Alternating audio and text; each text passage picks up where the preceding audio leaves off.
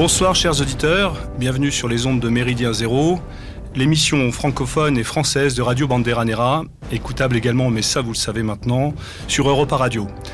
Wiesdorf à la barre, accompagné de l'ami Jean-Louis Remégas et de l'incontournable Lord Sergueï, maître de la technique. Ce soir, nous avons l'immense plaisir et honneur d'accueillir dans nos studios Monsieur Marc Laudeloup. Monsieur Laudeloup, bonsoir. Bonsoir. Dans le cadre de notre thématique « Un homme, un destin », consacré ce soir à l'immense écrivain et pamphlétaire Louis-Ferdinand Destouches, plus connu sous le nom de Céline, dont vous êtes depuis plus de 30 ans un spécialiste incontournable. Mais je laisse le soin à mon camarade Jean-Louis de vous présenter afin que nos auditeurs puissent mieux vous situer dans la galaxie célinienne. Alors, en fait, vous êtes incontournable tout simplement parce que ça fait donc en effet plusieurs décennies que vous travaillez sur Céline et que ça se traduit par un travail éditorial important. Alors, vous avez d'abord animé une revue qui s'appelait la Revue Célinienne de 1979 à 81 où apparemment il y a eu 3 numéros, si je ne me trompe. C'est bien ça. Et qui ensuite s'est transformé en bulletin célinien, mensuel qui ne traite que de Céline et qui donc tous les mois donne l'actualité sur cet auteur, sans qu'il y ait eu un mois a priori de trou ou de battement. Exact. Tous les mois vous arrivez donc à animer votre bulletin. Oui, je dis d'ailleurs souvent que le seul titre de gloire du bulletin célinien, c'est d'être l'unique publication mensuelle au monde consacrée à un écrivain. Oui, et un seul. Vous êtes également éditeur, puisque vous avez quand même soit vous êtes intéressé ou vous avez pu participer à des travaux sur éventuellement d'autres auteurs ou en relation avec Céline. Donc en particulier, vous avez édité un livre de Pierre-Antoine Cousteau, donc en ce temps-là, avec une préface de Lucien Rebattet, un livre de Pierre Lenné sur Céline, chez Pardès, en 2005, également un ouvrage d'Alain de Benoît sur Céline et l'Allemagne, 1933-1945. Donc publié par le Bulletin Célinien en 1996. Et par ailleurs, vous êtes également intéressé à Rivarol, avec un ouvrage donc, sur Rivarol, en tant qu'hebdomadaire, évidemment, de l'opposition nationale, pas le personnage historique lui-même. Donc paru en 2003. Vous continuez également à publier des choses, ou à participer, puisque l'actualité récente, c'est une participation à un ouvrage sous la direction de David Alliot, qui est un autre spécialiste de Céline, donc qui s'appelle D'un Céline l'autre, qui est en fait un ensemble de témoignages donc, et d'analyses parus chez Lafon. Voilà. Donc une vie bien remplie et consacrée donc à un auteur, ce qui évidemment vous donne toute la légitimité pour venir derrière ces micros traiter de Céline et puis évidemment répondre à nos questions. Voilà, écoute, merci Jean-Louis. Avant de rentrer plus avant dans le vif du sujet célinien, Monsieur Laudeloup, est-ce que vous pourriez nous présenter le bulletin célinien et son actualité ? Alors, donc effectivement, avant le bulletin célinien, parce qu'il y a un lien entre les deux, il y avait la revue célinienne, donc qui a été créée en 1979. Il y a eu 3 numéros en tout et pour tout, donc, dont un numéro double en 1981 pour le 20e anniversaire de la mort de Céline. Et après, la revue célinienne s'est transformée en maison d'édition. Donc nous avons édité sous l'égide de la revue, notamment des livres de mon compatriote Paul Vendrome. Et après, beaucoup de lecteurs m'ont dit regretter de ne plus être au courant de l'actualité célinienne. Et c'est à partir de ce moment-là qu'est né le bulletin célinien. Donc le numéro 0 est paru en 1981. Il y a eu tout d'abord le bulletin a été trimestriel en 82 et dès l'année suivante jusqu'à aujourd'hui le bulletin est devenu mensuel. Alors la vocation du bulletin au départ c'est de rendre compte de toute l'actualité célinienne, c'est-à-dire les publications bien entendu, mais aussi les colloques, les conférences, les adaptations théâtrales, les échos de presse, etc., etc. Comment est-ce que vous arrivez à récupérer, entre guillemets, toute cette actualité Bon, je suppose qu'évidemment, vous êtes connu de par la longévité du bulletin, donc vous devez recevoir énormément de choses, mais par ailleurs, comment est-ce que vous faites pour récupérer toute la matière ? Disons que maintenant, il y a un réseau célinien qui existe, et je suis très vite informé de tout ce qui a trait à Céline, et puis il y a aussi la magie d'Internet. Internet, parce que maintenant, avec Internet, on est au courant très, très vite de ce qui a trait à Céline, que ce soit une adaptation théâtrale, une conférence, une émission télé, enfin... et puis, bon, l'actualité sur Céline est tellement dense que, bon, la matière est très riche et évidemment, il y a de quoi rendre compte chaque mois, tellement l'actualité est importante. Alors, ça veut dire un travail de veille important quand même. Ah oui, je suis attentif, je suis à l'écoute de tout ce qui a trait à Céline et j'y suis d'autant plus qu'à la fin de cette année va paraître une bibliographie, donc on va éditer une bibliographie sur Céline, non pas de Céline mais sur Céline, où on recense non seulement tous les livres qui ont paru sur lui et les travaux universitaires, mais aussi les émissions radiophoniques et télévisées. Et donc ça m'oblige, parce qu'on va clôturer cette bibliographie au 30 juin de cette année. Et donc actuellement, vous avez sans doute entendu qu'il y a beaucoup de choses qui se font dans les médias sur Céline, que ce soit à la radio ou à la télévision. Et donc je suis aux aguets, si je puis dire, pour recenser tout ce qui a trait à Céline, pour évidemment faire figurer ces références dans la bibliographie qui est en cours. Donc j'imagine un très très gros travail de fond sur ce qui s'est fait sur Céline depuis de nombreuses années. Voilà, alors là, ça c'est l'objet de la bibliographie. Donc le co-auteur sera notamment Alain de Benoît, qui est un grand bibliographe, comme vous le savez. Et donc c'est une bibliographie qui est en chantier d'ailleurs depuis au moins 10 ans.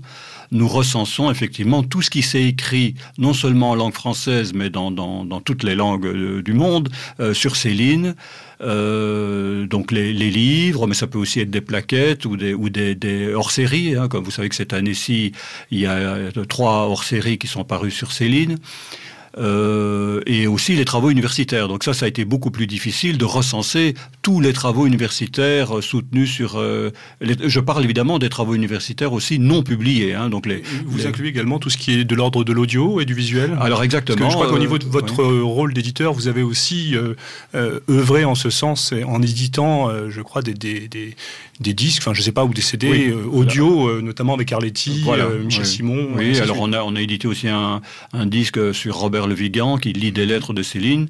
Là, c'est un travail qu'on a fait nous-mêmes, mais ce que nous faisons dans la bibliographie, c'est de recenser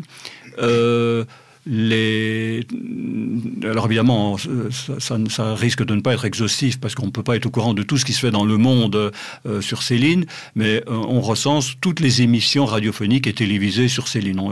Donc ça a constitué il y a eu un travail de recherche assez important dans les archives radiophoniques et télévisées des différents médias pour savoir ce qu'ils ont fait sur Céline. Et effectivement, il y a eu quand même... En autant d'années, vous imaginez qu'il y a eu quand même pas mal d'émissions, même si Céline a été réprouvée et ostracisée pendant une période de sa vie, y compris même après sa mort surtout, il y a quand même eu pas mal d'émissions qui lui ont été consacrées. Alors, on l'a bien compris, tout ce travail de fond pour répertorier tout ce qui touche à l'œuvre de Céline, mais la spécificité du bulletin célinien. Alors, donc au départ, la vocation du bulletin, c'est de rendre compte de l'actualité célinienne. Mais au fur et à mesure, ce que nous avons fait aussi, c'est publier des lettres inédites de Céline, parce que la partie inédite de son œuvre, c'est tout l'aspect épistolaire. Donc les lettres, on a publié aussi beaucoup de témoignages, car quand nous avons commencé le bulletin célinien en 1981, il y avait encore beaucoup de témoins vivants. Donc nous avons recueilli des témoignages, nous avons aussi publié des enquêtes, des articles de fond. La matière est vaste à la fois sur le plan biographique, mais aussi sur le plan thématique.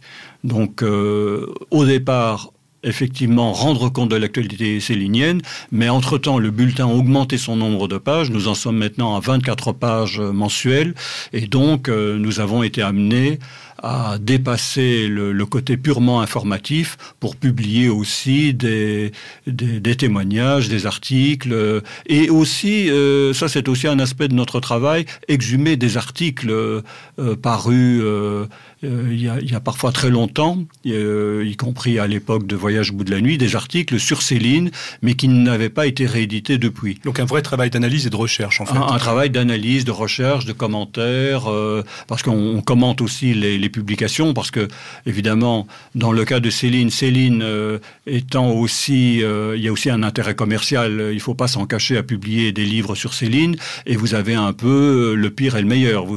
Par exemple, cette année, puisque nous sommes en 2011, l'année du cinquantenaire de la mort de Céline, vous avez 3 grands livres qui sont parus, la biographie d'Henri Godard, le recueil de témoignages auquel vous faisiez allusion au début de l'émission, donc d'un Céline, l'autre de David Alliot, et alors une autre bibliographie qui recense les articles parus sur Céline de son vivant. Donc ça, ce sont 3 grands livres qui ont paru cette année, mais à côté de ça, vous avez des livres qui n'ont pas un grand intérêt et qui sont même parfois truffés d'erreurs. Bon, alors là, le bulletin joue un rôle un peu critique, rectificatif, parce que le lecteur, il y a dans le lectorat, vous avez à la fois des spécialistes, des gens très à la connaissance très pointue sur Céline, mais vous avez aussi des néophytes. Alors il s'agit pour le bulletin de signaler ce qui est intéressant et ce qui ne l'est pas, de distinguer le grain de l'ivraie, si vous voulez. D'accord. Notamment, chers auditeurs, Monsieur Laudeloup se propose, si vous le souhaitez, de vous expédier donc un exemplaire du bulletin célinien afin de mieux connaître et de découvrir la revue. Oui. Donc vous pourrez trouver les coordonnées si vous souhaitez recevoir un exemplaire, sur le blog de l'émission. Voilà, donc je pense qu'on va pouvoir rentrer dans le vif du sujet, notamment en ce qui concerne un petit peu le personnage. Moi je vous propose 2 axes un petit peu pour travailler. Afin de présenter Céline, quelques rappels biographiques qui sont quand même essentiels, puisqu'on va vite se rendre compte que toute l'œuvre de Céline est basée sur sa vie, sa biographie. Et ensuite, dans une deuxième partie, nous nous attacherons de manière un petit peu plus pratique, un petit peu plus juste à l'œuvre et à l'engagement, à la pensée de Céline. Voilà, donc juste pour rappeler un petit peu, Céline est née en 1894. C'est ça, Courbevoie. Oui. Voilà. Donc, la fin donc, du 19e siècle, ses parents, donc il habite sur Paris, c'est un Parisien. Mm-hmm. Il passera la plus grande partie de sa jeunesse sur Paris. Exact. Voilà, notamment Passage Choiseul, important. Passage Choiseul, pour la petite histoire d'ailleurs, qui est le seul endroit où on trouve une plaque commémorative, c'est ça ? C'est exact. Du passage de Céline. Donc il s'arrête au niveau du brevet, c'est ça, au niveau de ses études. Il obtient son certificat d'études. Voilà, certificat d'études. Ensuite, une vie un petit peu, je ne vais pas dire d'errance, mais il va de petits boulots, notamment, et puis aussi un voyage en Angleterre, qui va être important, puisqu'on retrouvera aussi dans ses ouvrages ce passage en Angleterre. Oui, ses parents voulaient pour lui une éducation, somme toute, très moderne pour l'époque, c'est-à-dire au lieu de suivre une scolarité normale, lui faire apprendre les langues, d'où l'intérêt de séjourner dans des collèges en Allemagne, puis en Angleterre, afin d'apprendre la langue, parce qu'il voulait faire de lui ce qu'on appellerait aujourd'hui un commercial. Hein. Je crois d'ailleurs que ce sera une grande fierté pour Céline, justement, de revendiquer cette maîtrise de l'anglais, justement, jusqu'à la fin de sa vie. Oui, il parlait couramment l'anglais, en faisant évidemment quelques erreurs, mais pour l'époque, les Français qui maîtrisaient l'anglais n'étaient pas aussi nombreux qu'aujourd'hui, évidemment. Oui. Et c'est clair. Même aujourd'hui, oui. Et ses parents avaient vraiment l'ambition oui, finalement, c'était une éducation assez moderne pour l'époque. Mais du coup, il n'a pas eu une scolarité classique. Donc, suite à ces petits boulots, suite un petit peu à toute cette période-là, 1912, engagement dans l'armée. Mmh. Donc, après, entre-temps, il fait effectivement toute une série d'apprentissages. Chez des joailliers, enfin il y a différents petits métiers. Hein. Lui-même il disait qu'il avait une vie quand même assez difficile, parce que être apprenti à cette époque c'était quand même assez éprouvant. Mais en même temps, ça lui a fait connaître la vie réelle. Hein. Dans Bagatelle, il soulignera le fait qu'il n'a pas été au lycée, justement, et qu'il a connu la vraie vie. Et après, il s'engage effectivement à l'armée pour devancer en quelque sorte ses obligations militaires.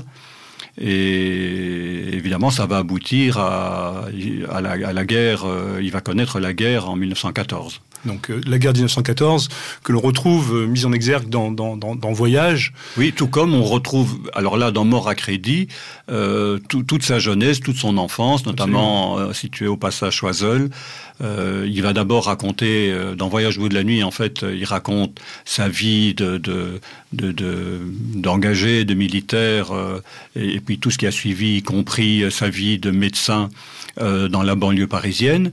Et dans Mort à crédit, il revient sur son enfance, son adolescence, au début du siècle. Alors, 1914, la Grande Guerre. Céline part au front avec son régiment. Il est très vite blessé. Sa guerre, pour lui, va durer en gros 1 mois. Oui, alors il est volontaire pour une mission très dangereuse et évidemment, il est grièvement blessé. Décoré. Cité à l'ordre de l'armée. Il reçoit la médaille militaire. Enfin, on le souligne notamment parce qu'on reprochera beaucoup à Céline une certaine forme de lâcheté, alors que là, en l'occurrence, on peut parler de bravoure et de courage. Oui. Là, en l'occurrence, il a été très courageux.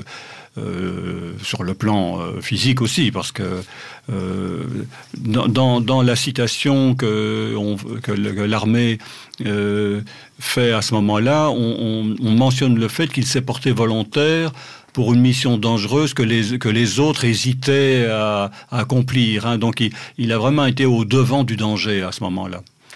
Et il sera toujours très fier de sa médaille militaire. Hein. Ça sera pour lui quelque chose de marquant. Donc c'est cette période de la guerre très rapide, puisque 1914, au bout d'1 mois blessé, réformé en 1915. Est-ce qu'on peut dire que Louis-Ferdinand Destouches devient Céline après cette expérience de la guerre? Est-ce que cette vision du monde, cette vision de l'horreur de ce qu'a été cette guerre, elle va le marquer à jamais, comme d'autres d'ailleurs, mais ça se ressent vraiment beaucoup dans son approche, dans son pessimisme, dans cette vision, dans des citations que l'on peut faire, quand il dit « on est plus sur de l'horreur comme on l'est de la volupté », ou quand il dit « ce monde n'est qu'une immense entreprise à se foutre du monde ». Enfin, je veux dire, c'est typique de ce qu'il a... C'est un événement fondateur, hein, la guerre qu'il a vécue dans sa chair, c'est vraiment quelque chose de très important pour lui, et ça aura même un lien avec ses écrits de combat ultérieurement. Parce que, à la différence de beaucoup d'anciens combattants qui voueront une haine très forte envers les Allemands, lui, il arrivera à surmonter cela en souhaitant, à la fin des années 30, une alliance continentale, donc une alliance avec l'Allemagne, car pour lui, une guerre franco-allemande est une guerre fratricide. Et donc, il veut absolument éviter ça. C'est quoi, c'est une prise de conscience civilisationnelle, culturelle? On a, je dirais, une perspective européenne. On a la même culture, on partage les mêmes choses. Comment est-ce qu'on peut interpréter ça? Il y a plusieurs éléments qui jouent. Il y a d'abord et avant tout le côté pacifiste. Il ne veut absolument... Il sait ce qu'est la guerre, il l'a vécu, et il veut absolument éviter ça, surtout qu'il trouve que ni l'Allemagne ni la France vont y gagner, et qu'au contraire, ça sera une guerre qui sera faite au profit d'autres clans que ceux dont il souhaite la victoire, d'une part. Et puis, il y a autre chose aussi, c'est qu'il ne faut pas s'en cacher. Là, on fait un bond, évidemment, parce que nous passons de 1914 aux années 30. Il est, à un certain moment, assez proche du national-socialisme allemand, puisqu'il se dit clairement raciste.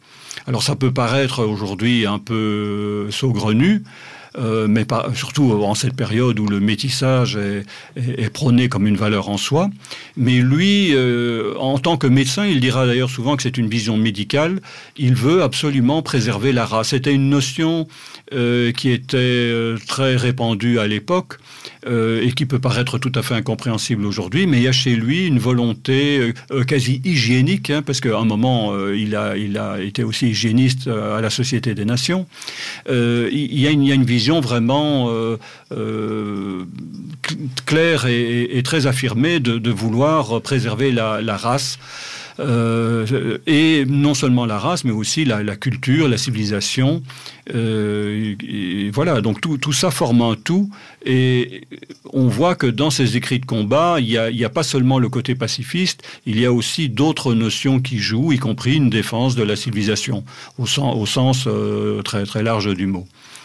D'autant qu'il ne faut pas oublier que dans Bagatelle pour un massacre, vous avez aussi tout un côté manifeste esthétique. Hein. Il y a Bagatelle pour un massacre, c'est un livre très riche du point de vue de la pensée de Céline, parce que vous avez à la fois un manifeste esthétique, mais vous avez aussi un combat, y compris contre le communisme, parce que il y a une vraie revendication politique au travers de Bagatelle. Oui, d'autant que Céline, là aussi évidemment ça peut faire sourciller beaucoup de gens aujourd'hui. Céline n'est absolument pas démocrate. Hein. Ça c'est une chose qui est claire pour lui. Il a eu une phrase assez définitive sur la question en disant c'est normal que les cons gagnent puisque la majorité ce sont les cons.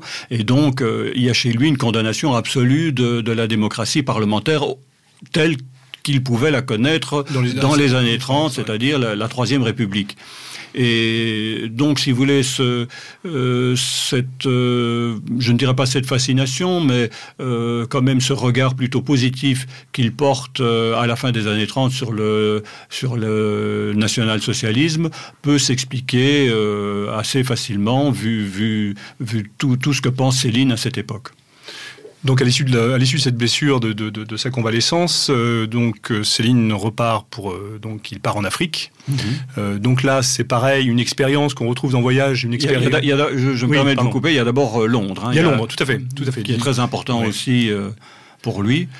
Il est affecté au consulat à Londres et l'Afrique vient après.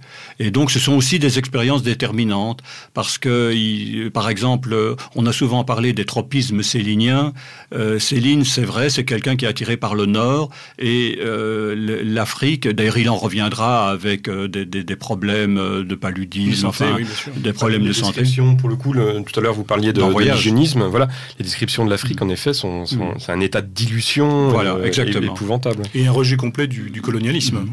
En plus. Mais ça c'est quelque chose que quelqu'un comme Philippe Almeras a bien mis en valeur. Ce sont ces fameux tropismes céliniens. Il a été un des premiers à avoir publié une étude sur le sujet où il montre très bien l'attrait de Céline pour le Nord et le rejet de Céline du Sud, de la chaleur, de tout ce qui attire en général les gens, mais qui chez Céline est effectivement souvent synonyme de décomposition, Il a cette fameuse phrase où il dit le froid au moins ça conserve les viandes. Il y a plein d'allusions comme ça dans son œuvre et on voit très bien cet attrait pour le Nord. Le paradoxe évidemment c'est qu'il finira qui connaîtra l'exil au Danemark où il n'a pas connu les jours les plus heureux de son existence. Tout à fait. Donc cette période africaine, retour en Europe, la mission Rockefeller. Mm-hmm. Une certaine approche d'une certaine, comment dirais-je, administration qui va lui faire voir un petit peu les travers de toutes ces missions qu'on peut rencontrer, de ces super États. Je ne sais pas comment on peut définir ça. Mais la Société des Nations, c'est un peu ce qu'est devenu aujourd'hui une usine à gaz, en fait. L'ONU ou des organisations internationales comme celle-là. Il voit à ce moment-là certains clans à l'œuvre, enfin ce qu'il estime tel, et il écrit une pièce qui s'appelle l'Église. L'Église désigne à ce moment-là justement la Société des Nations où il travaille, et il y a une critique assez virulente de ces milieux, notamment il y a un acte 3 qui est nettement antisémite, et je vous rappelle que cette pièce a été publiée après Voyage au bout de la nuit, mais elle est écrite en 1926. Donc on voit déjà, ça préfigure en quelque sorte ce qu'il écrira plus tard, à supposer que cet acte 3, qui est nettement antisémite, faisait bien partie de la version initiale de l'Église, puisqu'encore une fois, c'est une pièce qui ne sera publiée par Robert de Noël qu'après le succès de Voyage au bout de la nuit. D'accord. Les études de médecine à l'issue, donc là se forge le personnage tel qu'on va le connaître après du médecin. Oui, alors la médecine, évidemment, c'est très important pour déjà, il passe son bac, puisqu'il n'a pas le bac, il passe son bac.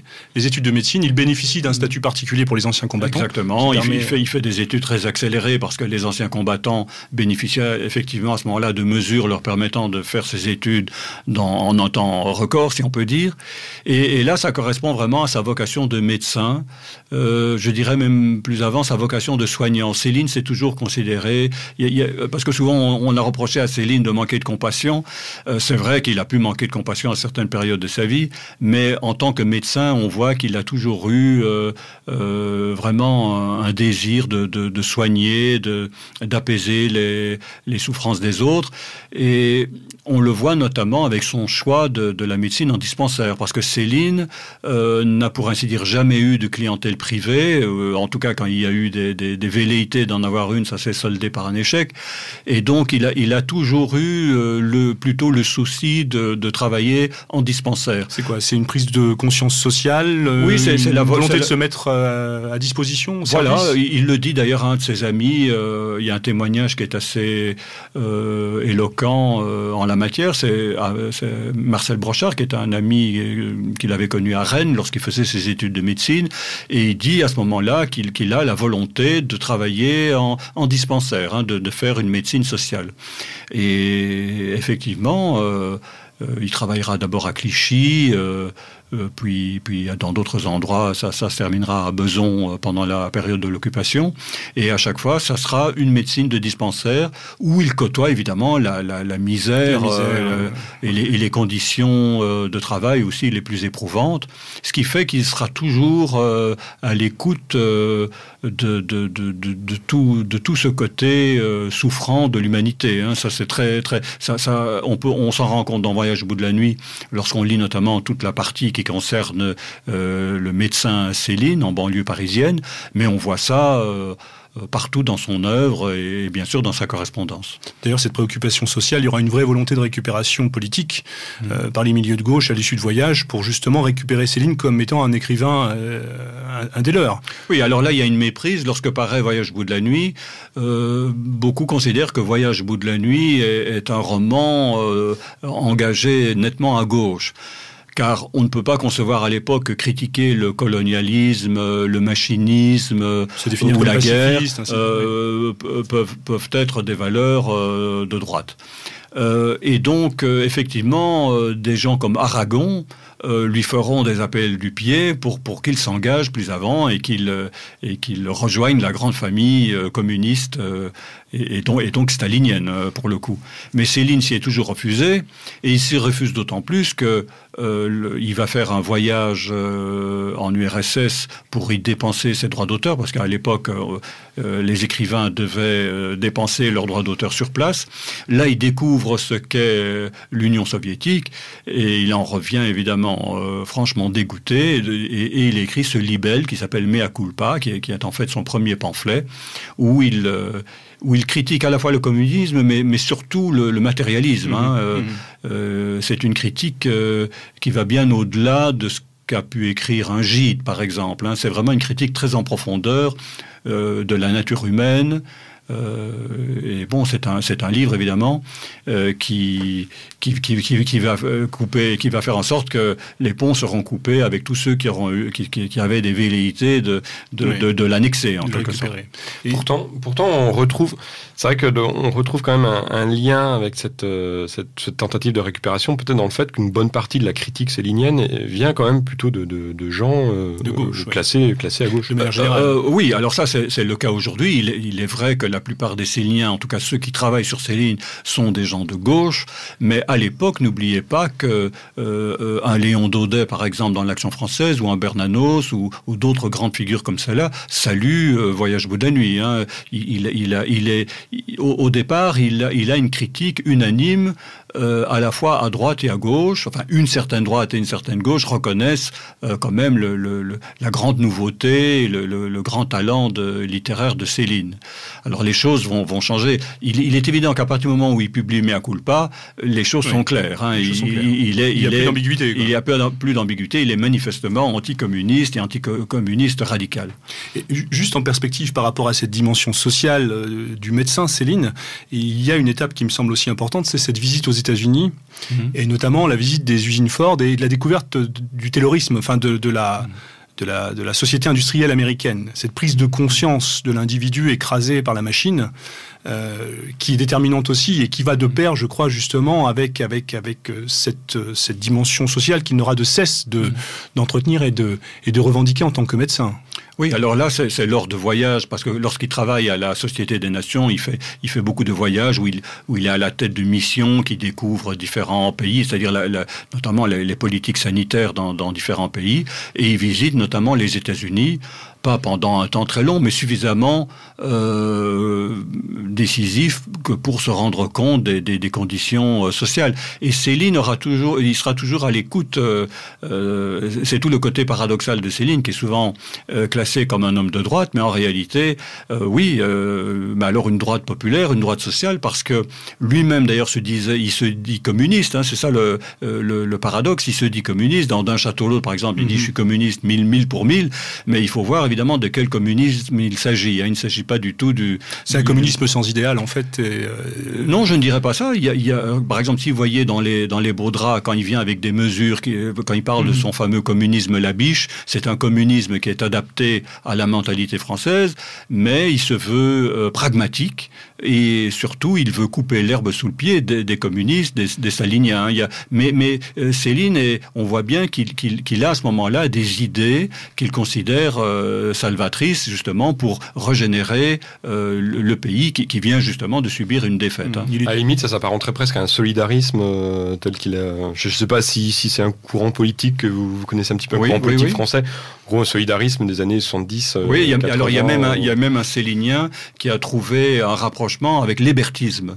Il trouve que l'écrivain de combat qu'est Céline est à rapprocher de Hébert, hein, le fameux révolutionnaire. Et c'est vrai que... Mais alors là, il fait aussi allusion au style, à sa façon d'invectiver.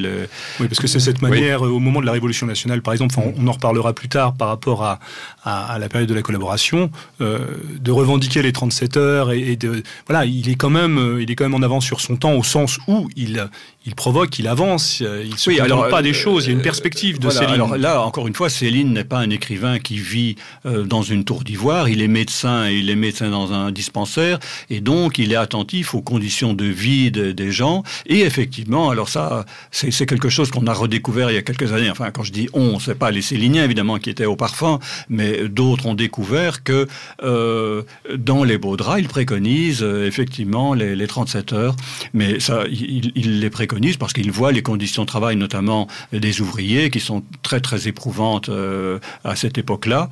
Et voilà, donc, mais c'est la même chose sous l'occupation, lorsqu'il se bat pour que les gens soient alimentés de manière décente, etc. Il y a vraiment chez lui un côté altruiste qu'on a souvent négligé, mais lorsqu'on lit ses lettres, notamment sous l'occupation, on voit qu'il y a une volonté de réduire la souffrance des gens sous l'occupation, alors qu'ils souffrent évidemment des pénuries. Sous l'occupation, par exemple, dans une ville comme Paris, les gens étaient sous-alimentés. Il faut bien faire la différence entre les gens qui vivaient à la campagne et les gens qui vivaient dans les villes. Évidemment, ils n'étaient pas logés à la même enseigne.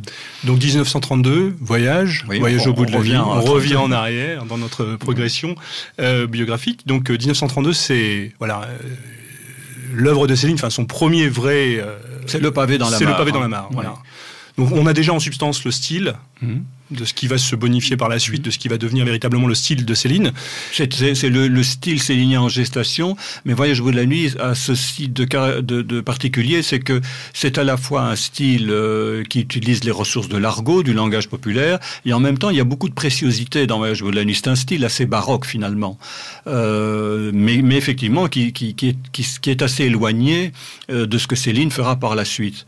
Et c'est ce que je dis souvent, c'est qu'on imagine aujourd'hui, il n'a pas eu le Goncourt, mais il a eu le Renaudot, il a failli avoir le Goncourt. Il en a souffert. Ah oui, il était ulcéré, parce que on lui avait promis le Goncourt. Hein. Et le Goncourt, ça l'intéressait pas tellement, c'est pas le côté honorifique qui l'intéressait, mais c'est les ventes qui pouvaient. Ça veut dire qu'à l'époque, il fait partie d'une certaine intelligentsia intellectuelle parisienne ou pas? Non, c'est-à-dire que le Goncourt, où vous trouvez là-dedans des gens quand même qui sont très attentifs à la nouveauté littéraire, comme Lucien Descaves, comme Léon Daudet, Jean Ajalbert et d'autres, qui ont d'ailleurs été ses supporters au moment de l'attribution du Goncourt. Beaucoup de lettrés, notamment des gens qui sont issus du courant naturaliste. C'est le cas de Lucien Descaves. voit la nouveauté chez Céline et trouve tout à fait légitime que c'est lui qui ait le prix Goncourt. Alors pour des raisons sordides de diffusion, parce que De Noël n'était pas diffusé par Hachette, tandis que les ouvrages de Gallimard étaient diffusés par Hachette. Enfin, il y a tout un arrière-plan bassement commercial. Toujours est-il que le Goncourt qui lui était promis, finalement, suite à la défection de certains jurés, lui passe sous le nez. Et Céline sera ulcérée, évidemment, parce que c'était quelque chose qui lui était promis. Donc le Renaudot en prix de consolation. Le Renaudot en prix de consolation. Et effectivement, il a droit à ce moment-là à une chose qui est quand même assez... Enfin, qui n'est peut-être pas rare, mais enfin, qui est assez intéressante à souligner, c'est qu'il a à la fois le succès public et le succès critique. Il est reconnu par ses pairs, hein, je parlais de Bernanos notamment, et en même temps, il y a un succès public immédiat. Et donc, ce que je voulais dire, c'est que normalement, quelqu'un qui a le Goncourt, l'année d'après, ou le Renaudot, un grand prix littéraire de fin d'année comme celui-là, un an après, il publie un roman dans la lignée du précédent. Or, Céline, il fait tout à fait différemment. Il veut renouveler entièrement sa manière, et il mettra 4 ans pour publier son deuxième roman, qui est Mort à crédit, que je considère comme son chef-d'œuvre. C'est pas le seul chef-d'œuvre de Céline, mais c'est vraiment le grand livre de Céline. Et là, c'est l'échec. Et là, c'est l'échec, surtout l'échec critique, car le livre est très mal accueilli. Il faut dire aussi que dans le style, on passe une étape par rapport à Voyage, où Céline devient un peu plus le Céline tel qu'on le connaît aujourd'hui. Voilà, c'est un style, je dirais, un peu désarticulé. C'est déjà l'apparition de la phrase célinienne avec les 3 points, etc. Et surtout, le schéma narratif de Mort à crédit n'est plus du tout celui de Voyage au bout de la nuit. Hein. Dans Voyage au bout de la nuit, vous avez un début, une fin, vous avez quelque chose d'assez classique. Dans Mort à crédit, c'est beaucoup plus... comment dirais-je, beaucoup plus radical dans la nouveauté, à la fois dans la trame narrative, mais évidemment aussi dans l'écriture. Et en plus de ça, il y a tout un aspect langagier qui est très dru, avec des expressions très crues, et beaucoup plus encore que dans Voyage au bout de la nuit, parce que Voyage au bout de la nuit avait choqué pour cela, enfin en tout cas certains lecteurs, mais dans Mort à crédit, c'en est au point que son éditeur le censure, hein, c'est-à-dire il y a des passages qui sont carrément censurés. Céline laisse en blanc les passages censurés par son éditeur. Donc c'est un livre qui n'est pas vraiment en phase à ce moment-là. Si vous voulez, il est trop neuf pour l'époque. Hein. Il est clair que Céline, à ce moment-là, devance son lectorat, et malgré que le livre ait du succès, évidemment, il a même plus de succès que les romans que Céline publiera après la guerre, mais ce n'est tout de même pas le succès critique de Voyage au bout de la nuit, et en tout cas, le succès critique n'est pas au rendez-vous. Hein. Le dossier de presse, quand on le lit aujourd'hui, c'est à pleurer. Hein. C'est affligeant de voir à quel point les critiques n'ont pas compris, n'ont pas vu tout le lyrisme extraordinaire qu'il y a dans un livre comme Mort à crédit. À commencer par Robert Brasillac, hein, qui est à ce moment-là le grand critique, malgré qu'il soit tout jeune, mais il est critique donc à l'Action française, et il publie un article quand même très réservé sur Mort à crédit. Et il n'est pas le seul. Donc là il y a une fracture quand même dans la réception pour Céline de cet ouvrage. On passe après dans quelque chose d'un petit peu différent. Il le vit très très mal. Il le vit très mal, et on peut même considérer que si Mort à crédit avait... Enfin, ça c'est une hypothèse que je fais, mais si Mort à crédit avait eu un grand succès critique, il n'est pas impossible que Céline n'ait pas abandonné le roman. Parce que je vous signale quand même qu'après Mort à crédit, il abandonne le roman pour le pamphlet, et il ne reviendra à l'écriture romanesque qu'en 1944. Donc ça fait des années où il délaisse complètement le roman. Et il se lance dans ce qu'on peut appeler l'écriture de combat, hein, dont Bagatelle pour un massacre en 37, fin 37. Donc on a dans l'écriture, juste après, donc on passe dans la dimension des pamphlets, Céline le pamphlétaire, mea culpa tout d'abord. Alors, mea culpa, donc ça, c'est le pamphlet qu'il publie en 1936. Est-ce qu'à juste titre, on peut mettre, parce que on retient pour les pamphlets les 3 ouvrages que sont Bagatelle, L'école des cadavres et Les beaux draps. Est-ce que mea culpa, à juste titre, peut faire partie? Puisque mea culpa, c'est un petit livre, hein, je crois, il y a 27 pages. C'est un libelle. On peut appeler ça un libelle. C'est vraiment. Quoique le terme pamphlet est impropre. En réalité, pour qualifier Bagatelle pour un massacre, parce que le pamphlet désigne en principe un écrit court. Or, Bagatelle pour un massacre est tout sauf un livre court, hein, puisqu'il fait plus de 300 pages. Mais oui, mea culpa est son premier pamphlet, pour reprendre cette expression commune. Mais on peut même dire que dans les romans ultérieurs, par exemple, parce que vous comprenez, cette distinction entre pamphlet et roman me paraît toujours un peu aléatoire, même si c'est vrai qu'il désigne comme roman certains livres et pas d'autres. Mais par exemple, si vous prenez un livre comme Ferry pour une autre fois, qu'il publie après la guerre, mais il y a un côté, il y a aussi le pamphlétaire se trouve aussi dans ce livre-là. Il y a une critique de l'après-guerre, de l'épuration, de beaucoup de choses qu'on trouve aussi dans les romans. C'est pour ça que cette distinction entre ce qui serait le bon Céline, le Céline des romans et le mauvais Céline des pamphlets, à mon sens, ne tient pas la route. D'ailleurs, vous avez des propos éminemment incorrects d'un château l'autre, dans Nord. L'œuvre de Céline forme un tout. Et, comme je l'ai souvent dit, les choses seraient beaucoup plus simples si Bagatelle pour un massacre était un livre médiocre sur le plan littéraire. Ce qui n'est pas le cas. Ce qui n'est pas le cas. Céline ne perd pas son talent lorsqu'il devient pamphlétaire, loin s'en faut. Bagatelle pour un massacre est malgré tout un grand livre sur le plan littéraire. Céline, il y a tout le génie comique de Céline qui s'y exprime, tout son lyrisme aussi. Et en plus de tout cela, il y a dans Bagatelle pour un massacre un manifeste esthétique qui préfigure en quelque sorte les entretiens avec le professeur Y, où il défendra son esthétique. Donc tout ça pour dire qu'avec Céline, les choses sont beaucoup plus complexes. Et tout serait évidemment beaucoup plus simple si Bagatelle pour un massacre était à Céline ce que le Péril juif est à Marcel Jouandeau. Mais ce n'est pas le cas. Pour l'école des cadavres, là, je reconnais que ce n'est pas un grand livre. C'est un écrit vraiment de circonstances, fait très vite. La valeur littéraire passe vraiment au second plan. Quoique, j'avais connu un linguiste américain qui disait que l'école des cadavres était très riche pour ce qui concerne les néologismes céliniens. Donc, vous voyez que c'est pas aussi simple que cela. Mais dans Bagatelle et dans Les beaux draps, vous trouvez des pages vraiment magnifiques, malgré tout ce qu'on peut lui reprocher par ailleurs. Alors, qu'est-ce qui justifie justement la genèse de ces pamphlets, au sens où comment passe-t-on du Céline romancier, du Céline tel qu'on le connaît dans Moral Crédit et dans Voyage, au Céline des pamphlets? Une dimension politique, une dimension revendicative. Il y a beaucoup de choses qui se sont cristallisées à ce moment-là, mais je vous rappelle que dans la pièce L'Église, il y a un acte 3 qui est nettement antisémite, et L'Église a été écrite dans les années 20. Mais je crois que effectivement beaucoup de choses se sont cristallisées. Il y a des choses personnelles, évidemment, dans sa vie professionnelle, dans sa vie amoureuse aussi.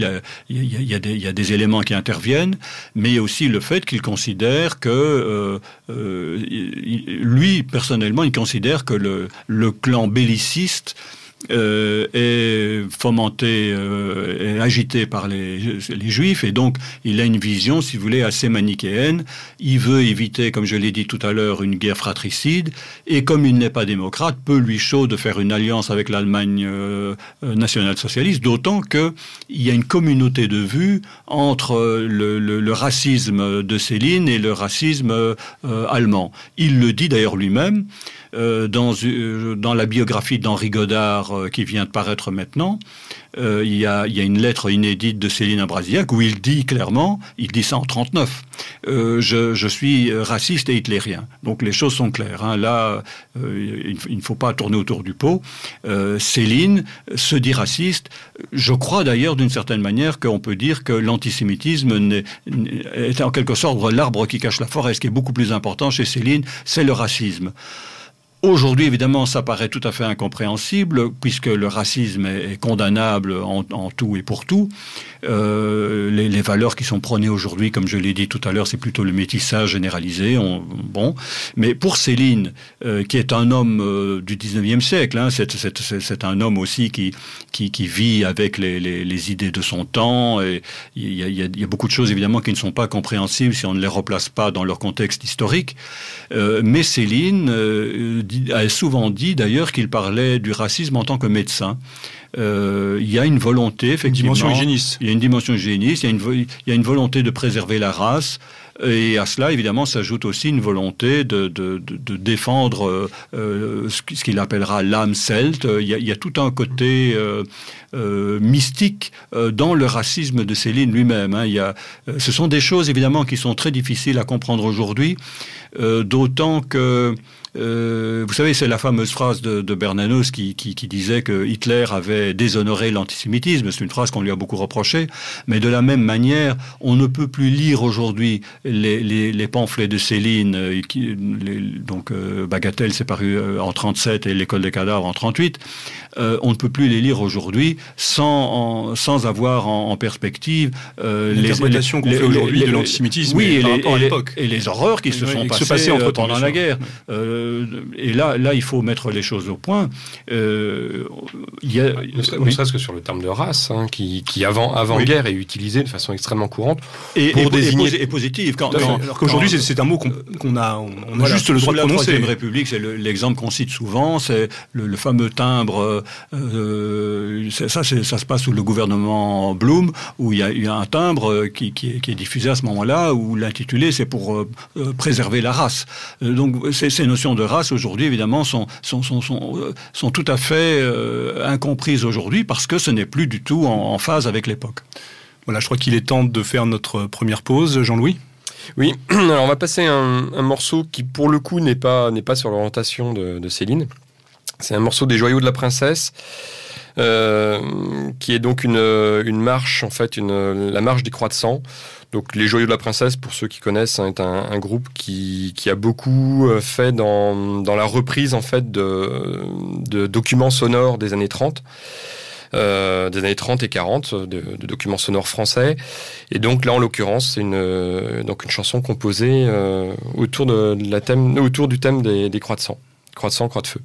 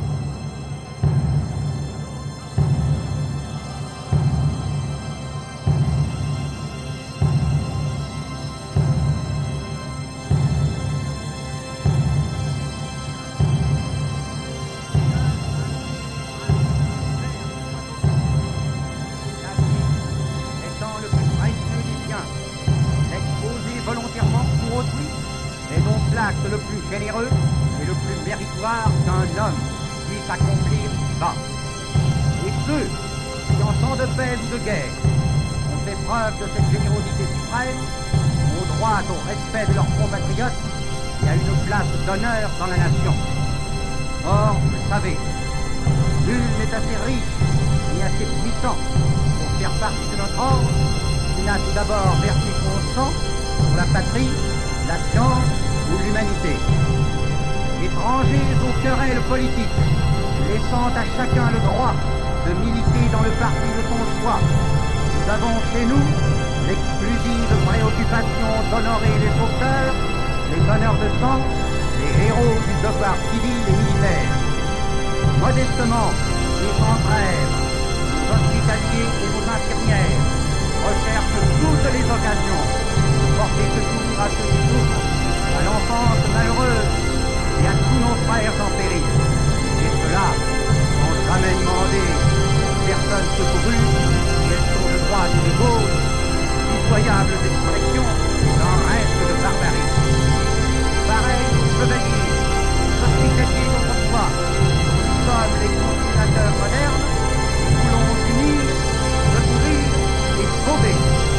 Partout où règne la souffrance, en sang, contre chaque jour davantage, de l'amour, préférablement à la haine, de servir la cause de tous les hommes. Partout où règne la souffrance, les droits de sang, contre chaque jour davantage, le prestige de notre France éternelle. Partout où règne la souffrance, les droits de sang montrent chaque jour davantage le prestige de notre France éternelle. Partout où règne la souffrance, les croix de sang montrent chaque jour davantage le prestige de notre France éternelle.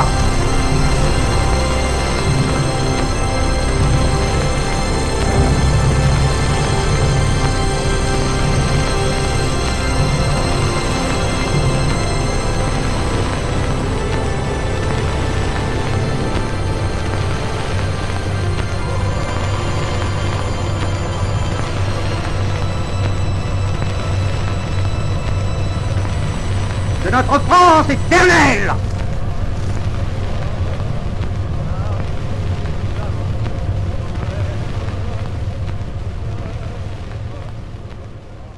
Nous voilà de retour après notre première pause, donc avec notre invité Marc Laudeloup pour notre thème sur Céline.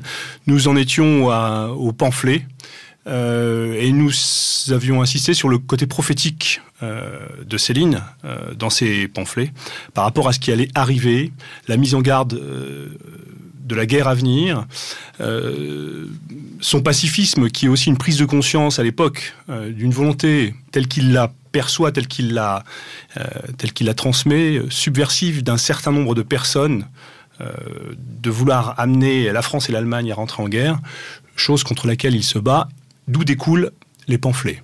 Il y a d'autres vues prophétiques dans les pamphlets, parce qu'on parle souvent, c'est vrai qu'il annonce la guerre, bagatelle pour un massacre, le massacre en question, pour lui c'est le massacre qui va avoir lieu, le massacre notamment des Français. Le massacre à venir. Le massacre à venir, et l'histoire ne va pas le démentir, puisqu'il faut quand même rappeler que, c'est une chose qu'on oublie d'ailleurs, mais que 120 000 Français sont morts en 1940, absolument, sur le champ de bataille. Donc Céline voit très bien ça arriver, il dénonce ça, même chose dans l'école des cadavres, et les cadavres évidemment c'est la même chose, c'est les cadavres français, enfin pas que français, mais notamment français, et dans Bagatelle pour un massacre, vous avez aussi des vues prophétiques sur la pollution. C'est assez amusant si on relit ça aujourd'hui. Il y a des critiques assez acerbes contre la pollution. Il dénonce aussi le culte de la vedette, l'abêtissement des masses, la critique du matérialisme. et en plus évidemment de tout le combat esthétique qui figure dans Bagatelle. Donc dans Bagatelle, c'est un livre très riche et prophétique, mais pas seulement concernant la guerre à venir, concernant aussi des choses que nous connaissons aujourd'hui. Il parle par exemple de la standardisation du livre, enfin des tas de choses que nous connaissons aujourd'hui et que lui voit très bien en germe à ce moment-là. Et en ce sens-là, effectivement, c'est un livre assez étonnant. Est-ce qu'il y a des différences perceptibles outre l'aspect, outre la qualité littéraire de votre point de vue, entre ce qui constitue les trois pamphlets? Ah mais oui, juste que globalement c'est une redite sous une forme peut-être moins. Alors sur le plan littéraire c'est très différent. Le grand livre c'est Bagatelle pour un massacre, qui est un livre on peut très bien concevoir. Il révulse aujourd'hui, c'est tout à fait normal. C'est la fameuse formule de Charles Plisnier, qui est un écrivain chrétien et trotskiste à la fois, et qui disait à propos de Bagatelle, c'est un livre malfaisant et génial. Il avait, à mon sens, assez bien résumé les choses. Mais sur le plan littéraire, si Bagatelle est un grand livre, c'est nettement moins le cas de l'École des cadavres, qui est un livre écrit dans l'urgence. Il paraît donc fin 38, et donc la qualité est moindre. Mais l'École des cadavres, là, on se rapproche vraiment du conflit. Et lui, à ce moment-là, ce qu'il préconise de manière très nette dans ce livre, c'est l'alliance franco-allemande. Il veut absolument éviter une guerre fratricide, et il considère que le seul moyen de l'éviter, c'est de faire une alliance avec Hitler. Et c'est un livre qui, à ce moment-là, est très mal accueilli, y compris par des gens, par exemple, on parlait de Brasillac tout à l'heure, parce que la droite française, à ce moment-là, est très nationaliste, très, très anti-allemande, et c'est un livre qui tombe, si on veut, au plus mauvais moment. Plus tard, Brasillac reconnaîtra qu'il s'était trompé, que c'est Céline qui avait raison, etc. Mais dans l'École des cadavres, c'est essentiellement ça. C'est prôner une alliance franco-allemande avec l'Allemagne nationale-socialiste. Et dans Les Beaux Draps, les Beaux Draps, c'est un peu... l'enfonce le clou, en quelque sorte. Vous voyez, nous sommes dans de Beaux Draps, je vous l'avais bien dit. En gros, c'est ça. Il y a aussi une reconnaissance dans Les Beaux Draps de l'alliance nécessaire avec l'Allemagne, et enfin, je veux dire, il y a un plaidoyer pour l'Allemagne nazie. Alors oui, enfin, c'est plus nuancé que ça. Disons qu'il y a deux choses. Il y a le côté, je vous l'avais bien dit, mais il y a aussi surtout un programme. C'est-à-dire que le Céline le plus positif, c'est finalement celui des Beaux Draps, parce qu'il vient avec des mesures qu'il considère comme salvatrices. Il vient avec un programme, en quelque sorte. Il propose des mesures concernant l'éducation, concernant le salariat, enfin concernant des tas de choses. Il vient vraiment avec des mesures économiques, sociales, etc. Et c'est vrai, là, il faut pas s'en cacher, il a choisi son camp. Donc c'est un livre qu'il écrit en 40 et qui est publié au début de l'année 41. Il est clair qu'il souhaite la victoire des forces de l'Axe. Après, évidemment, il verra que les choses tournent, parce que, comme je dis souvent, 40 n'est pas 41, 41 n'est pas 42, etc., etc. Bon. Lui-même, Céline dira après la guerre qu'après la chute de Stalingrad, il y a eu des retournements byzantins, c'est son expression. Et ça lui permet aussi, excusez-moi, d'affirmer aussi une certaine authenticité, notamment par rapport à la Révolution nationale. Je crois qu'il ne portait pas spécialement dans son cœur le maréchal Pétain. La Révolution nationale, pour lui, c'est une farce. Et puis, alors aussi, ce côté, d'ailleurs, dès l'ouverture des Beaux Draps, il critique le côté moralisateur.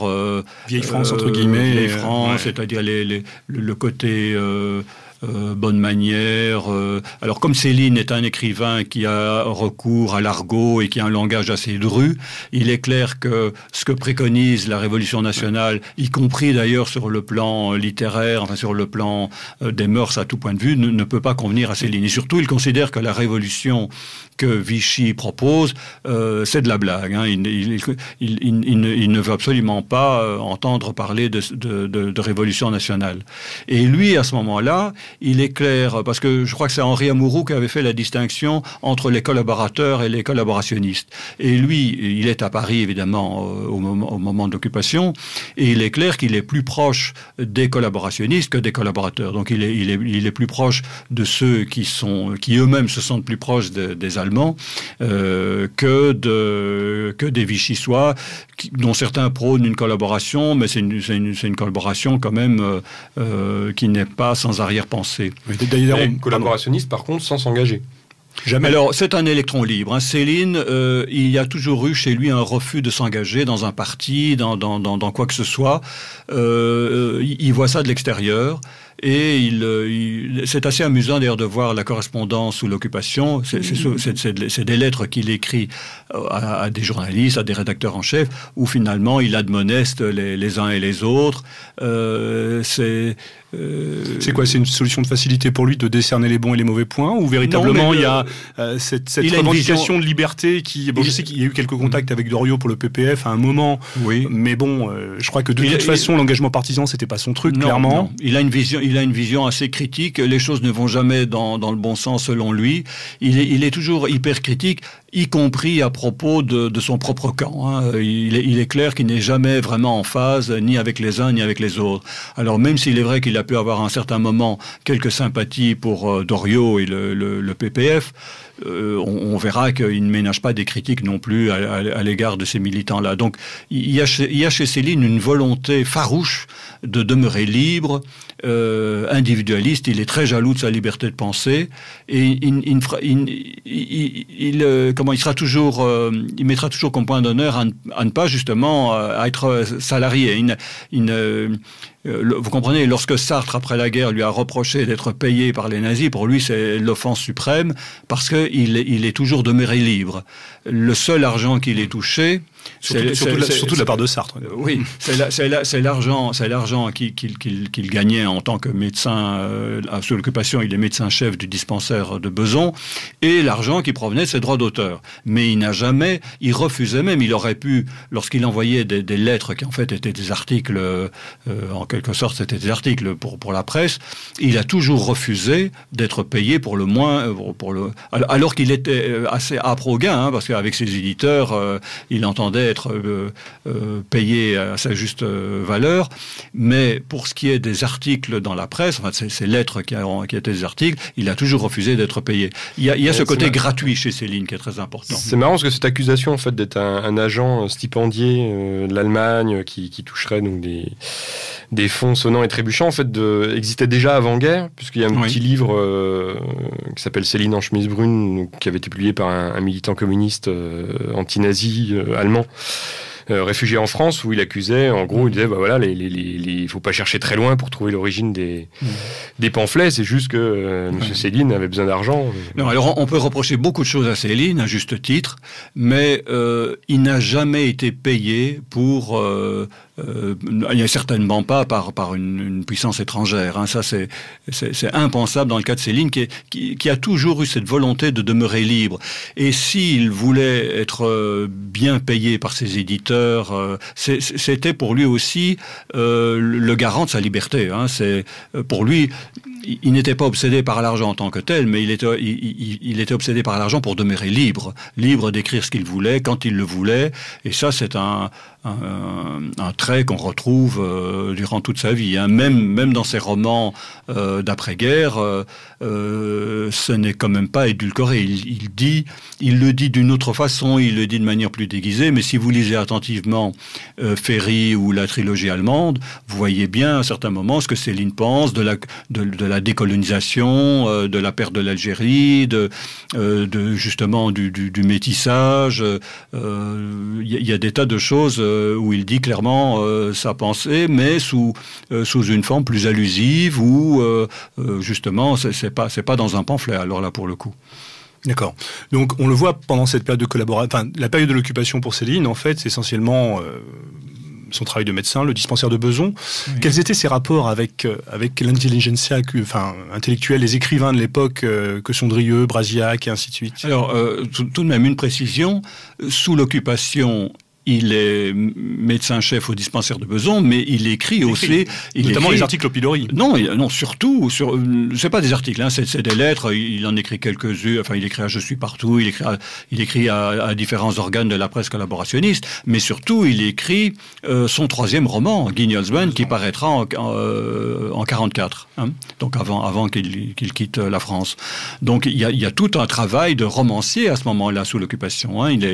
À ce moment-là, il retrouve la fiction. Hein, Mais je parlais plus exactement, dans le procès Céline, en fait, on se rendra compte que par rapport à cette période de l'occupation, on n'a pas grand-chose à se mettre sous la dent et pas grand-chose à lui reprocher. Exactement. Donc, bien sûr qu'il a fréquenté des Allemands, il a eu des contacts avec des Allemands, il a eu des contacts avec des gens de la collaboration, ça ce n'est pas douteux, mais il n'a jamais été engagé. La meilleure façon de caractériser Céline durant cette époque, c'est de dire que c'était un électron libre. Hein. C'est exactement ça.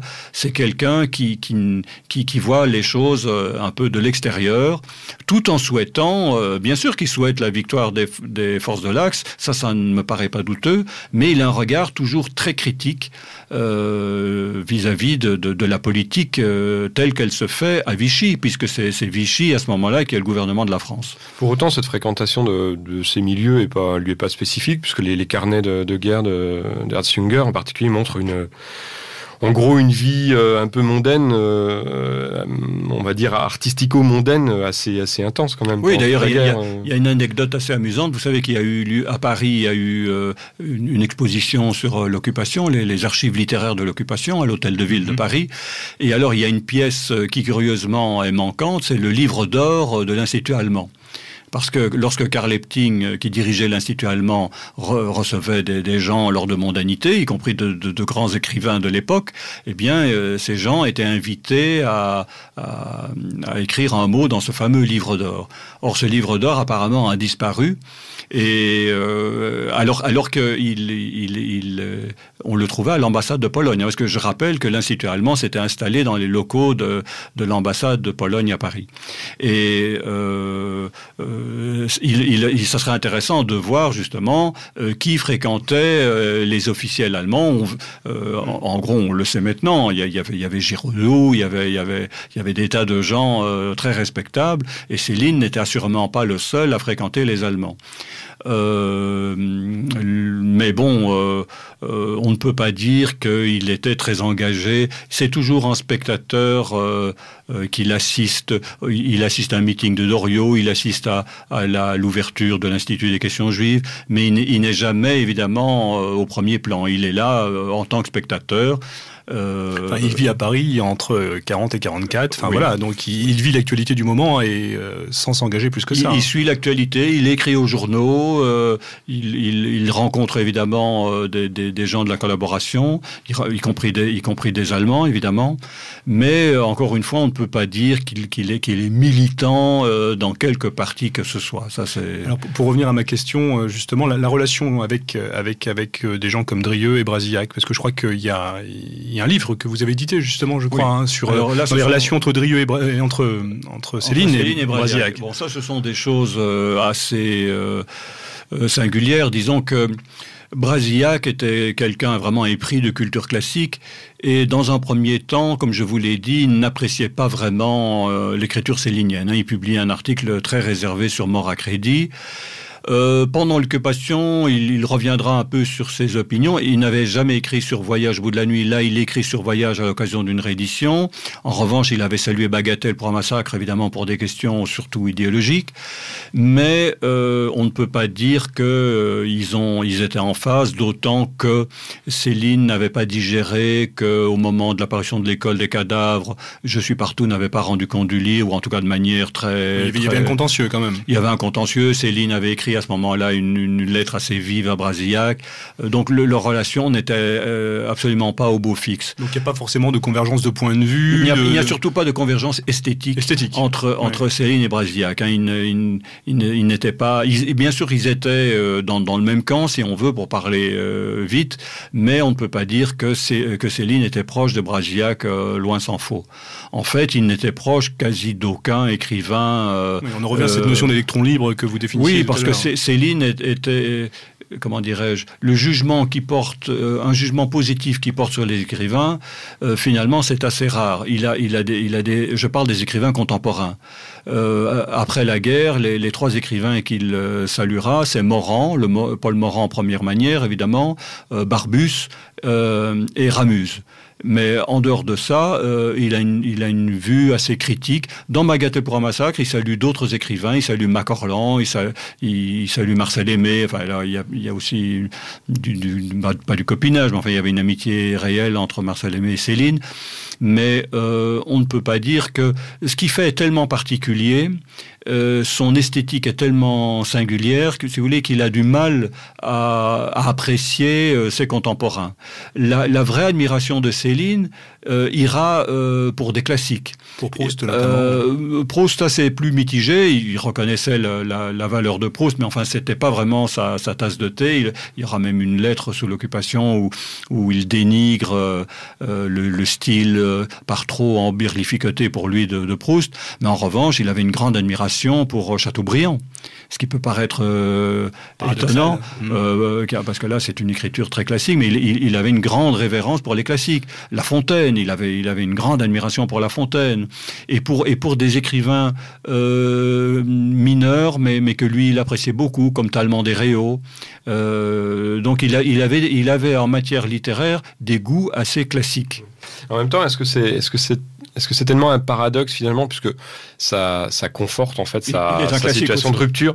Oui, mais en même temps, ça le positionne encore mieux comme un élément de rupture justement par rapport à ces styles-là. Et puis bon, ce dont on n'a pas tellement parlé jusqu'à présent, c'est que lui, ce qu'il a surtout voulu faire, il le dit en long et en large dans l'attachement au style. C'est surtout introduire l'émotion du langage parlé dans la langue écrite, ce qui n'a rien à voir avec restituer le langage parlé de la rue. Donc il y a tout un travail qu'il fait, et donc à partir du moment où il est tellement impliqué dans ce travail, il a du mal à apprécier une écriture plus classique. Par exemple, il y a de grands écrivains qui vivent, qui publient à son époque. Je pense par exemple à Monterland. On peut ne pas aimer Monterland, mais on ne peut pas dire que ça soit insignifiant. Eh bien, c'est le genre d'écriture classique, figée, que Céline ne peut pas apprécier, parce que lui, ce qu'il apprécie, c'est des gens qui, en quelque sorte, l'ont pris. C'est pour ça qu'il cite Barbus, qu'il cite Ramuz, qui eux aussi ont voulu introduire dans leurs œuvres de fiction l'émotion du langage parlé. Je crois d'ailleurs qu'il se définit lui-même avant tout comme un styliste. Oui, mais alors il parle de cette petite musique qui fait la différence bien sûr. Dans le style en littérature, il y en a 1, 2 par siècle et encore, et il se définit comme tel. Oui, il est très attaché au style, mais il y a aussi, comment dirais-je, je ne vais pas dire une dérobade, mais à la fin de sa vie, il dit à tous les journalistes qui viennent le trouver, je ne suis pas un homme à idées, je suis un homme à style. Ça l'arrange peut-être à ce moment-là. Mais c'est-à-dire qu'à ce moment-là, il veut aussi gommer quelques casseroles. Je dirais pas des casseroles, mais l'écrivain de combat qu'il a été, car dans Bagatelle, et surtout encore plus dans l'École des cadavres, il a quand même des idées très précises sur ce qu'il préconise, sur ce qu'il faut faire pour éviter la guerre, etc. Donc des idées, il en a eu, et non seulement il en a eu, mais il les a exprimés dans des livres. Mais il est clair que après la guerre, il se rend compte aussi que ce qui est important, ce qui est quand même beaucoup plus important, surtout qu'à ce moment-là, les carottes sont cuites selon lui, ce qui est surtout très important, c'est son œuvre littéraire, c'est la littérature, et c'est retrouver aussi une audience, parce que il ne faut pas oublier que lorsque Céline rentre en France, il renouera avec le succès qu'en 1957, avec D'un château l'autre. Ses romans précédents, Ferry pour une autre fois, le tome 1 et le tome 2, on rencontre très très peu de succès, à la fois critique et surtout public. Ce sont des livres qui sont des échecs commerciaux. Parce qu'il y a une véritable chape de plomb sur le personnage. Pas seulement, c'est dû aussi au fait que Ferry est un livre très ambitieux. C'est plus difficile d'accès. C'est un livre plus difficile d'accès. D'un château l'autre est beaucoup plus lisible d'un certain point de vue. Surtout qu'il raconte quelque chose de très pittoresque. Il raconte l'épopée en Allemagne avec Sigmaringen, etc. Et donc, c'est quelque chose qui est encore très présent dans l'esprit des Français à ce moment-là. moment-là, beaucoup plus que ça ne l'est aujourd'hui, évidemment. Et donc, bon, voilà, c'est un livre qui est beaucoup plus, d'une certaine façon, peut-être plus coloré, plus... Et surtout, ce qu'il faut surtout dire, parce que ça, on ne l'a pas encore dit jusqu'à présent, puisqu'on parle de l'esthétique de Céline, c'est que dans ces grands livres que sont D'un château l'autre, Nord et Rigaudon, vous avez cette alliance du drame et du comique. La grande force de Céline, c'est que vous avez à la fois le drame et le comique. C'est une vertu qu'il reconnaissait d'ailleurs à des grands écrivains comme Shakespeare. Il disait Shakespeare, il a gagné la partie parce qu'il y a à la fois le côté dramatique et le côté comique. Et ben, Céline, c'est ça. C'est aussi un grand écrivain comique. Hein. Et c'est cette image justement, je crois que c'est dans D'un château l'autre, la vision à Sigmaringen des 1000 et quelques condamnés à mort en sursis. Il n'y a pas d'exemple équivalent dans l'histoire. Il le dit. Il y a un côté très ironique et très drôle de la voir dérision. Il y a à la fois la dérision célinienne et le côté lyrique, parce que quand il décrit l'Allemagne en flammes, c'est aussi un sujet à sa mesure. Hein. C'est vrai que au début de cette émission, vous avez dit à juste titre que la vie de Céline nourrit son œuvre, et c'est d'autant plus vrai qu'il a dit, après avoir écrit Mort à crédit, qu'il n'avait plus rien à dire, en fait qu'il avait tout dit. Mais sa vie personnelle fera qu'il sera amené à vivre d'autres grandes épopées, dont l'exil et avant le Danemark, évidemment, la traversée de l'Allemagne, etc., puis Sigmaringen. Et donc, ça va lui donner de nouveaux sujets, évidemment, hein, où toute la verve célinienne et le lyrisme célinien vont trouver leur mesure. Alors, juste pour remettre en perspective cette période de la fin de la guerre et ce passage, donc, Sigmaringen pour rejoindre le Danemark, il est clair que Céline ne fait pas partie, ne suit pas le gouvernement de Vichy d'une manière, je dirais, purement idéologique, comme un recours ou comme non, pas du tout. Il est là parce qu'il a besoin de gagner au Danemark, il a placé de l'argent là-haut, il a besoin de récupérer son argent et il est là un peu par hasard, on va dire. Oui, d'ailleurs au départ, il ne voulait pas du tout gagner Sigmaringen. Sigmaringen, en fait, pour lui, c'est une étape pour gagner le Danemark. Hein. Lui, il n'a qu'une seule idée, c'est de gagner le Danemark, car il ne faut pas oublier qu'il y avait caché son or, il avait converti ses droits d'auteur en or, il les avait cachés au Danemark, et donc lui n'a qu'une volonté, c'est de gagner le Danemark, qui à ce moment-là est un pays qui n'est pas aussi engagé dans le conflit mondial que d'autres pays, évidemment. D'autant que quand il arrive au Danemark, le Danemark est encore occupé par les Allemands. Donc voilà, son obsession, c'est le Danemark à ce moment-là. Et en fin de compte, coup de bol, c'est ce qui va le sauver. Oui. Puisque finalement, il aurait choisi peut-être un autre pays que le Danemark, il aurait eu peut-être plus de soucis. Ben, il aurait été extradé peut-être, et s'il avait été extradé à cette époque, il aurait sans doute été fusillé. Hein, même si ce qu'il a vécu au Danemark a été tout sauf drôle, parce que c'est vraiment, il y a une déshérence pour Céline. Je dirais, il tombe pas dans l'oubli, mais il y a une espèce de dérive ou de déchéance, je sais pas si on peut employer le terme, qui est quand même assez patente.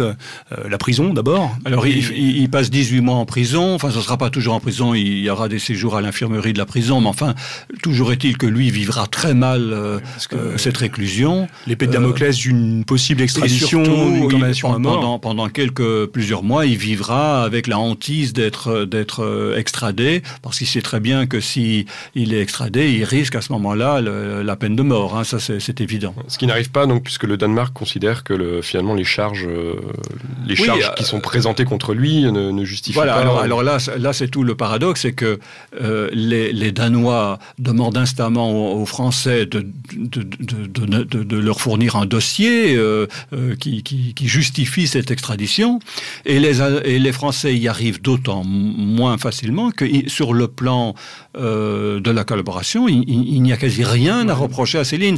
Son dossier est vide, quasi vide, puisqu'il n'a pas été militant. La seule chose qu'on puisse lui reprocher, c'est les lettres aux journaux de l'occupation, et c'est la réédition des pamphlets, donc de Bagatelle et de l'École des cadavres pendant l'occupation, et l'École des cadavres avec une préface inédite.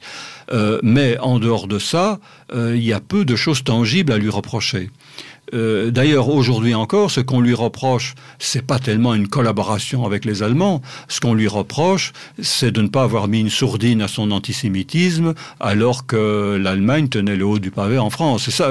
La réprobation qui s'exerce sur Céline aujourd'hui, c'est plutôt une réprobation d'ordre moral, surtout moral, mais pas liée justement à des actes de collaboration en tant que tels. Donc, le Danemark, le procès de Céline, la condamnation, voilà. le bannissement, le retour, 1951. En 1951, il revient en France, il est amnistié. Meudon. Alors là, il se terre à Meudon, il n'en sortira pas beaucoup. C'est un peu l'image qu'on a aujourd'hui du Céline, clochardisé. Voilà. Qu'il a lui-même mis en scène. En scène, en particulier, il y a une photo très célèbre de lui, il y a beaucoup de de photos. son chat, voilà, mais bon, celle qu'en général on utilise pour illustrer, où on le voit en effet à moitié. En fait, c'est assez amusant parce qu'il y a évidemment, l'image que les gens ont de Céline, c'est le Céline dépenaillé, clochard, etc. Mais il y a eu une époque de la vie de Céline où il était dandy, où il était très bien habillé, avec une écharpe blanche, des costumes bien coupés, etc. Il y a des photos aussi où on le voit tout à fait différent de ce qu'il est devenu. Mais très vite, d'ailleurs sous l'occupation, il y a des articles où on le reproche de venir à des réunions mal habillé, etc. Pas du tout comme le clochard de Meudon, mais déjà il y a un souci vestimentaire qui s'efface de plus en plus. Alors au Danemark, bien entendu, là, il vit pour la majeure partie du temps de l'exil, il vit à la campagne où l'habillement n'a aucune espèce d'importance. Et alors ça trouvera évidemment son point culminant à Meudon, où là, certains ont dit que c'était une posture. Moi, je ne le crois pas. Moi, je crois que c'est surtout un dédain absolu. Il s'en fiche complètement de la façon dont il est habillé. Il est entièrement tourné vers son œuvre. Hein, et c'est une bataille contre le temps aussi, parce qu'il sait bien qu'il n'a pas des années devant lui. Et d'ailleurs, Rigaudon, tel qu'on peut le lire aujourd'hui, n'est pas un livre achevé. Hein. S'il avait vécu, il aurait retravaillé Rigaudon comme il a retravaillé D'un château l'autre et Nord, par exemple. Donc Meudon, il y accroche pour la première fois sa plaque en tant que médecin. Oui. Mais en fait, il pratique très peu la médecine. Oui, s'il renoue avec ses activités médicales, c'est simplement pour toucher sa retraite de médecin. Il lui manquait quelques années. Et en fait, il n'est plus vraiment médecin. Hein. D'ailleurs, peu de patients souhaitent l'avoir comme médecin, vu la tenue qu'il arbore à ce moment-là. Mais c'est vrai qu'il soigne gratuitement à ce moment-là, notamment des personnes âgées, près de chez lui. Il raconte ça notamment dans D'un château l'autre. Et là, il renoue en quelque sorte avec cette vocation de médecin qu'il a toujours eue, car il a toujours été passionné par la médecine. Donc là, le jackpot en quelque sorte, puisque Gallimard lui propose donc une grosse somme d'argent pour la réédition de Voyage, de Mort à crédit, voilà. Et puis les romans à venir. Voilà, et donc là, Céline exige 18%, il exige des avances considérables, et Gallimard est tout à fait d'accord pour en passer par là, car vous savez qu'il a raté Céline au moment de Voyage au bout de la nuit, parce que il faut pas oublier que Céline avait proposé Voyage au bout de la nuit à Gallimard, qui avait refusé, ou plutôt qui avait peut-être accepté, mais avec des coupures, en demandant des coupures, tandis que De Noël était prêt à l'éditer tel quel tout de suite. Et donc Gallimard, comme il avait raté Proust, qui avait été publié par Grasset, comme vous le savez, va vouloir récupérer Céline, et il est prêt à payer le prix fort pour avoir Céline dans son écurie, en faisant en quelque sorte un pari sur l'avenir, car il est clair qu'après la guerre, Céline n'a plus du tout les tirages qu'il avait avant-guerre. Hein. Nous passons dans une catégorie, même les romans qui ont du succès comme D'un château l'autre, ce n'est plus du tout les tirages faramineux qu'il avait avant-guerre. Mais Gallimard, évidemment, le prend dans son écurie avec tout le profit que... Il ne le regrettera pas. Il ne le regrettera certainement pas. Et alors, c'est notamment... Bon, il y a les lettres à Gallimard, mais c'est une chose dont on n'a pas encore parlé, c'est la grandeur du Céline épistolier. Car les lettres de Céline, qui constituent à eux seuls un volume de la Pléiade, montrent que Céline est un très grand épistolier, à l'égal de Voltaire ou d'autres écrivains de cette envergure. Il est très bon aussi dans tout son talent d'écrivain se manifeste aussi dans sa correspondance. Là aussi, il y a quand même un paradoxe, je veux dire, par rapport à toutes les polémiques, et on va en parler un petit peu tout à l'heure, mais qu'il soit dans la Pléiade, c'est quand même quelque chose d'extraordinaire. Enfin, je veux dire, pour lui, c'est une reconnaissance absolue. Oui, alors cette reconnaissance, il l'avait déjà de son vivant, parce que le premier volume de la Pléiade, qui paraît après sa mort, était déjà mis en route de son vivant. Donc, il savait, à la fin de sa vie, qu'il allait figurer dans la Pléiade. Ça, il l'avait obtenu de son vivant. Il ne verra malheureusement pas le premier volume, puisque le premier volume paraît en 62 après sa mort, mais en tout cas, il aura il verra bien, si vous voulez, qu'il est reconnu à sa valeur, et lui-même n'a jamais douté de sa valeur d'écrivain, et il voulait déjà avoir cette reconnaissance, évidemment, de son vivant, d'où ces lettres assez furieuses à Gaston Gallimard, car il souhaite évidemment être édité en collection de poche, parce que là aussi, il considère que c'est une manière de toucher un public plus grand. Donc il veut être... Deux livres de lui sont édités en collection de poche, 3 même, parce qu'il y a d'un château l'autre aussi.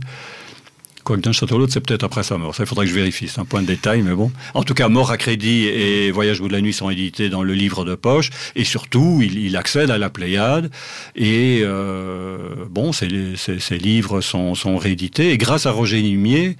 qui était vraiment le grand ami de la fin de sa vie. Le grand ami et l'intercesseur, en quelque sorte, entre lui et Gaston Gallimard.